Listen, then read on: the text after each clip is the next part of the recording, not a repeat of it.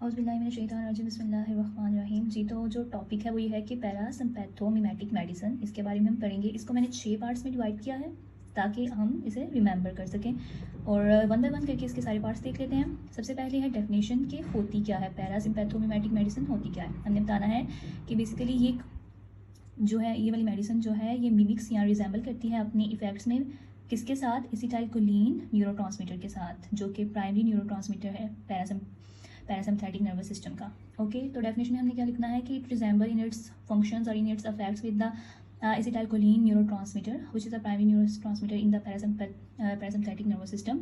और क्या करता है ये, जो हमारे पास फंक्शन है ना एसिटाइलकोलिन के न्यूरोट्रांसमीटर के, वही हमारे पास इस मेडिसिन के फंक्शन है। मतलब स्लाइवेशन करवाना, यूरिनेशन करवाना, कंस्ट्रिक्शन ऑफ प्यूपल करवाना, डाइजेशन करवाना, ये सब। ओके, डेफिनेशन अपने अच्छे वर्ड्स में बना के लिख लेनी है जो कि मैंने बोले हैं। उसके बाद हमने अब बताना है मैकेनिज्म कि ये जो पैरासिम्पैथोमिमेटिक मेडिसिन है ये एक्ट कैसे करती है। तो वही बात आगे की क्या करती है, बेसिकली जो पैरासिम्पैथोमिमेटिक मेडिसिन जब हम इंगेस्ट करते हैं या हम लेते हैं तो ये क्या करती है, बाइंड करती है जाके कोलिनर्जिक रिसेप्टर्स के साथ, जो कि हैं M and N receptors. M से क्या है, मस्करेनिक रिसेप्टर, और दूसरा क्या है, निकोटोनिक रिसेप्टर। इनके साथ ये जाके बाइंड करती हैं। जो एम मस्करेनिक रिसेप्टर है ये मसल्स में प्रेजेंट होता है, बेसिकली स्मूथ मसल्स में, कार्डिक मसल्स में। और जो हमारे पास निकोटोनिक रिसेप्टर है ये कहाँ पर प्रेजेंट होता है, न्यूरोमस्कुलर जंक्शन में। तो ये मेडिसिन उसके साथ बाइंड करेगी और क्या करवाएगी, न्यूरोट्रांसमीटर पैरासिम्पैथेटिक नर्वस सिस्टम में न्यूरोट्रांसमिशन को इन्हेंस और या फिर एक्टिवेट करेगी। तो फिर पैरासिम्पैथेटिक नर्वस सिस्टम अपना फंक्शन परफॉर्म करना स्टार्ट कर देगा। जो थर्ड हमारे पास इसकी हेडिंग है वो क्या है, इंडिकेशन, मतलब कब कब ये मेडिसिन दी जाती है। तो किस में दी जाती है, गैस्ट्रोइंटेस्टाइनल डिसऑर्डर में ये मेडिसिन दी जाती है, और दूसरा क्या है, माइथीनिया ग्रेविस जो डिजीज़ है उसमें ये दी जाती है।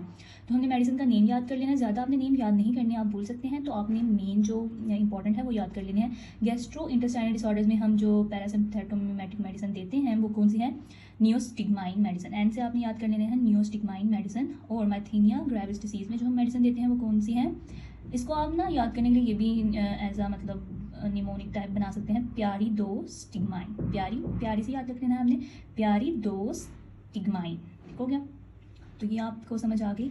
और ये जैसे नियोस्टिग्माइन है, ये जब हम देंगे गैस्ट्रोइंटेस्टाइनल डिसऑर्डर में तो क्या करवाएगी मतलब अगर बॉयल डिसफंक्शन है तो उसको करेक्ट करेगी, और जो भी गैस्ट्रोइंटेस्टाइनल डिसऑर्डर है उसको ये करेक्ट करेगी। ओके, तो नेक्स्ट हेडिंग हम देख लेते हैं, फोर्थ वाली, डोजेज और एडमिनिस्ट्रेशन। डोजेज का मतलब है कि हम कितनी क्वांटिटी हम देंगे मेडिसिन की। तो इसमें आपने लिखना है कि वेरी करती है फ्रॉम पर्सन टू पर्सन, और डिपेंड करता है कि मेडिकल कंडीशन किस लेवल की है, उसके मुताबिक जो फिजिशियन है वो प्रिस्क्राइब करेगा। फिजिशियन की प्रिस्क्रिप्शन को फॉलो करना बहुत ज़रूरी है एट अ टाइम। ओके, और एडमिनिस्ट्रेशन इसको हम ओरली भी दे सकते हैं, टॉपिकल मतलब आइज़ के आई ड्रॉप्स के फॉर्म में दे सकते हैं, इंट्रावीनस दे सकते हैं, और इंट्रामस्कुलर दे सकते हैं।